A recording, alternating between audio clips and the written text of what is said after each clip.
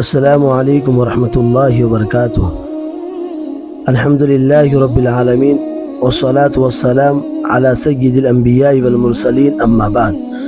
محترم حاضرین، آج کا موضوع ہے نماز کی اہمیت۔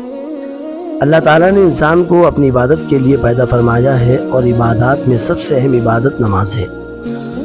نماز مومن کی پہچان ہے، دین کا ستون اور جنت کی کنجی ہے۔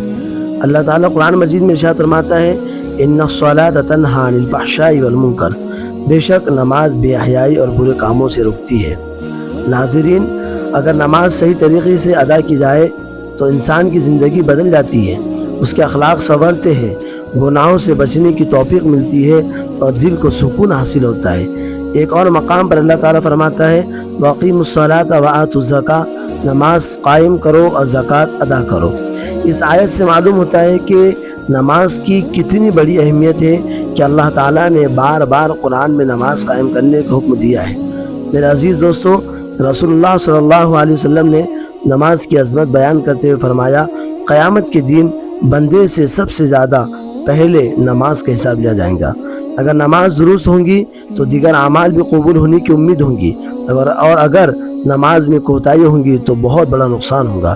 ایک اور حدیث میں نبی کریم صلی اللہ علیہ وسلم نے فرمایا، آدمی اور کفر و شرک کے درمیان فرق نماز چھوڑ دینا ہے۔ یہ حدیث نماز کی اہمیت کو واضح کرتی ہے کہ مسلمان کو کبھی نماز میں غفلت نہیں کرنی چاہیے۔ محترم سامعین اکرام، سوچئے، دن میں صرف 5 وقت چند منٹ اللہ کے سامنے کھڑے ہونا کتنی بڑی سعادت ہے۔ نماز ہمیں اللہ سے جوڑتی ہے، دلوں کو نور دیتی ہے اور زندگی میں برکت پیدا کرتی ہے۔ آج بہت سے لوگ دنیا کے کاموں میں مصروف ہو کر نماز کو بھول جاتے ہیں، لیکن یاد رکھے، کامیابی دولت، عہدے یا شہرت میں نہیں بلکہ اللہ کی اطاعت میں ہے۔ رسول اللہ صلی اللہ علیہ وسلم نے فرمایا، نماز دین کا ستون ہے۔ جس طرح ستون کے بغیر عمارت قائم نہیں رہتی، اسی طرح نماز کے بغیر دین کمزور ہو جاتا ہے۔ لہٰذا ہم سب عہد کریں کہ 5 وقت کی نماز پابندی کے ساتھ ادا کریں گے، اپنے بچوں کو نماز کی تلقین کریں گے اور اپنے گھر والوں میں نماز کا ماحول بنائیں گے۔ اللہ تعالی ہمیں 5 وقت کی نماز پابندی کے ساتھ ادا کرنے کی توفیق عطا فرمائے۔ وآخر دعوانا ان الحمدللہ رب العالمین۔ السلام علیکم ورحمۃ اللہ۔